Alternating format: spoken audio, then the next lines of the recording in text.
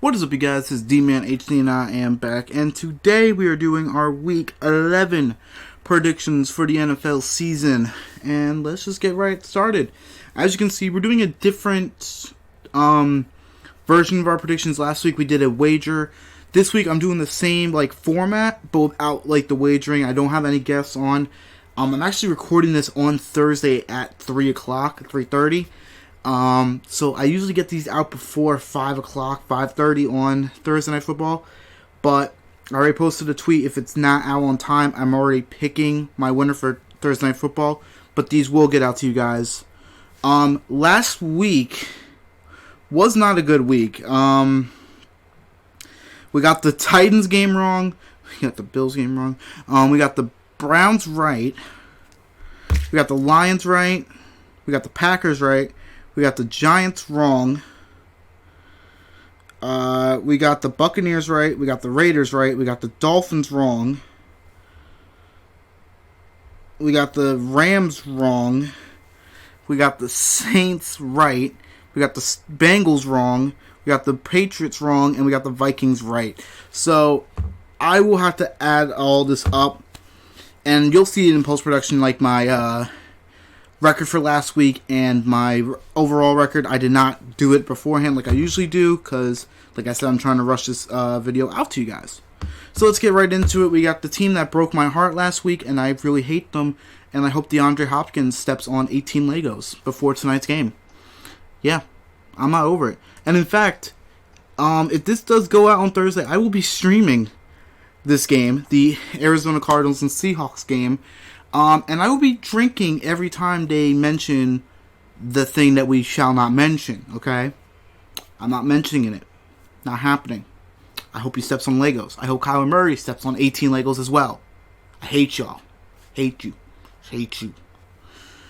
Anyway, we got the Arizona Cardinals going to the Seattle Seahawks. I'm going to actually take the Arizona Cardinals in this one. And yeah, I just don't want to talk about them anymore.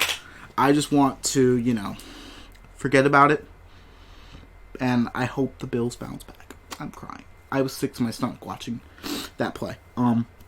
Anyway, next game, we got the Eagles going to the Cleveland Browns, and I'm going to actually take the Cleveland Browns in this one. I actually picked the Cleveland Browns defense in fantasy. Expecting 8 points this week because my main defense, I actually have not had a defense really all fantasy. I keep swapping my defenses in and out. That's my big transactions every week. I just pick up a new defense. But the Eagles are just awful. They lost to the Giants last week. And the Browns are a good football team. They barely beat the Texans in what was awful weather last week. I'm going to take the Browns to win this one against the Eagles. Falcons and the Saints. Falcons going into New Orleans. New Orleans without Drew Brees is still a 5-point favorite. I'm going to take the Falcons, actually. I'm going to take my Falcons. Not my Falcons. I'm going to take the Falcons as my upset of the week. I just don't see Drew Brees-less Saints winning. Now, they won all games with Teddy Bridgewater, and I think Teddy Bridgewater is a much better quarterback than Jameis Winston. And I think the Falcons are going to be hungry against division rival. I'm going to take the Falcons as my upset of the week. The Bengals are going into the Washington to face the Washington football team. Washington is favored. I'm actually going to take the Bengals in this one. I don't like Washington, in any sense. They have a great defensive line and a front seven, but their secondary is off. Their offense is completely off. Alex Smith is the comeback player of the year, no question. When a man nearly dies and now is playing on the football field, Ben Roethlisberger, Keenan Allen, any player who got injured and bounced back, yeah, that's a great story. Alex Smith almost died.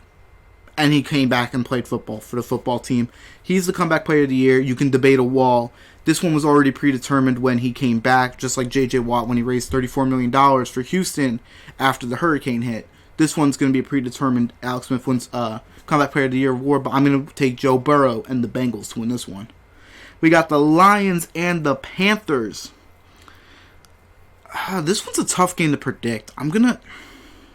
No Christian McCaffrey, maybe no Teddy Bridgewater for the Panthers. They said he has an MCL sprain, so he could be out this week, or he could play. Matthew Stafford's also banged up, so this is a battle if the quarterback plays. Like, if Stafford does not play, it's a guaranteed Panthers win. And if Bridgewater doesn't play, I gotta say it's a Lions win. And, like, so if one of the quarterbacks does not play, I'm picking the other team. But for right now, I'm going to take the Panthers. The Lions are a team. They're not great. They're not good. They're not bad, though. They're They're, like, right in the middle. So I'm going to take the Lions to lose this game. I'm going to take the Panthers to win. We got the Steelers going into Jacksonville. Now, granted, if this was 2017, I'd be picking the Jaguars because the Ben Roethlisberger, Antonio Brown, Le'Veon Bell Steelers could not beat the Jaguars in 2017. But this team is tanking, and what's that? There you go. It is my lock of the week. I'm picking the Pittsburgh Steelers to go 10-0. 10-0. Very impressive. They very well could be undefeated when the Bills play them on Sunday Night Football. All right. Yeah, that one is a very easy one to pick. Easy lock of the week this week. All right. We got the Tennessee Titans and the Baltimore Ravens. Both teams off disappointing losses. I mean, Lamar Jackson and the Ravens offense seems off this year, and Lamar was complaining that, teams are calling out their plays at the line of scrimmage, and it's not that hard to predict. The Ravens are a running team. So when you're run QB blast, QB draw, read option, it's like you don't throw the ball. And when you do, Lamar is really not hitting those targets as some other quarterbacks should. And quarterbacks at elite level should and will. I think this is just going to be who is going to be able to stop the run better. And I'm going to say the Titans are going to be able to stop the run better. I'm going to take the Titans. The Ravens are a 100% one-dimensional team. If you stop their run, Lamar is not going to beat you through the air, and that is my opinion. The Titans, they can beat you on the air. Tannehill is having a pretty good year this year, and Derrick Henry has been stopped a few games. He got stopped against Buffalo, but Tannehill threw for 300-plus yards. Derrick Henry's had games where he's only gotten less than 70 yards, but Tannehill still plays well. The Ravens will not do that to you, in my opinion. I do not think if you have to go into an air raid duel between Lamar Jackson and another quarterback, the other quarterback's going to win. Lamar Jackson is not an elite thrower. He's an amazing runner. He's an amazing athlete, not the best thrower. I'm going to take the Titans in this one. I just don't think if it has to go down to a duel through the air, the Ravens can't win it. If it's on the ground, I think the Titans can stop the ground a lot better than the Ravens can. As we saw last week with the Patriots running all over them on Sunday Night Football in a monsoon, mind you. We got the Patriots and the Texans. Now, these teams always play each other tough. I mean, every game is always very, very close. The problem is the Texans just have no heart this year. It seems like they're losing game. They're they are 2-7. Patriots are 4-5. I mean, it's just I'm gonna take the Patriots in this one, but I obviously want the Texans to win. But this is a game that the Patriots could drop because I don't think the Patriots have a chance to win the division this year. And then you never know. We'll be surprised. Patriots will go 11-5 and win the division. I think the Patriots will win this game, but I would not be surprised if the Texans actually pulled off this win. We got the Dolphins and the Broncos. I'm picking the Dolphins. I mean, I don't know where this came from, this Dolphins team that's now won 5 straight games, and this is going to be their 6th straight win. But I want to say one thing. Slow down on the Tua hype. All right, he's not even averaging 200 passing yards a game. He has less than 600 passing yards.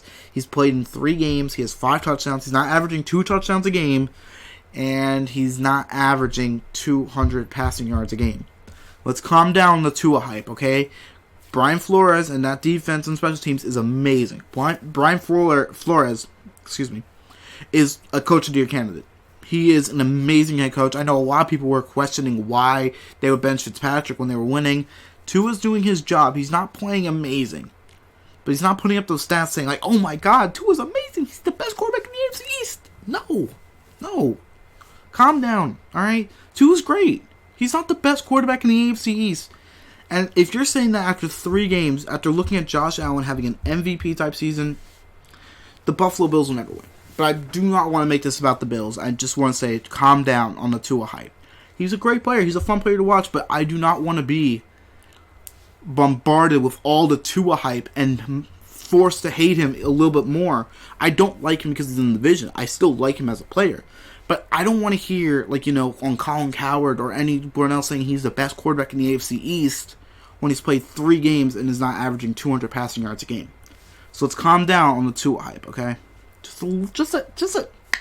It's at 10. Let's bring it down to 8 or 7. How about that? I'm not telling you go down to a 1, but bring it down to an 8 or a 7. Can we make a deal, please? All right. I'm taking the Dolphins in this one. I don't even think Drew Lock is playing. I think he was hurt. He was practicing today, but I don't know if he's going to be active.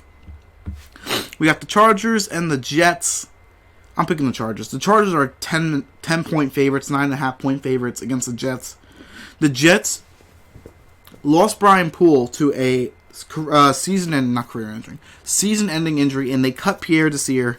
They have no secondary, so I'm thankful I have Justin Herbert in my lineup this week in fantasy. Justin Herbert and the Chargers are going to win this game pretty easily. I mean, the Jets are tanking. They have Joe Flacco in at quarterback, and it's just, I don't got to say anything else. It's just Chargers. We got the Packers and the Colts. Now, the Colts, coming off an impressive win against the Titans, where they were losing and then they were winning, and then they got a block punt for a touchdown, which just sealed it up. Packers coming off a sloppy win against the Jaguars. I'm still taking the Packers, even though the Colts are favorites. I think the Packers defense can rattle Phillip Rivers enough to where he can force a turnover, and that's going to be it. I think the Packers are going to win this game. We got the Cowboys and the Vikings. I'm picking the Vikings. They're a touchdown favorite, 7-point favorites against the Cowboys. I don't even know who's going to be the quarterback for the Cowboys. I don't know if it's going to be Cooper Rush, Garrett Gilbert, Ben DiNucci. I don't know who's going to be the quarterback. I don't know when Andy Dalton's coming back, if he's coming back. But I do think it's going to be the Vikings win this game, and expect a huge game from Dalvin Cook, of course, and Justin Jefferson. Maybe Adam Thielen, I don't know. But it's going to be a run-heavy game against the Dallas defense. We got the Chiefs and the Raiders for Sunday Night Football. Now, the Raiders did beat the Chiefs last time they played, which was a huge, huge win. The only loss for the Chiefs this year. It's in Vegas. I'm going to take the Chiefs to win this game. But Coach Gruden and the Raiders are playing phenomenal football. A lot better than anybody expected them to play this year. They are a real surprise team. I think the biggest surprise team is the Dolphins, of course. But the Raiders are probably the second surprise team of the year. We got the Rams and the Buccaneers. Now, the Rams coming off a shocking, shocking performance against the Seahawks.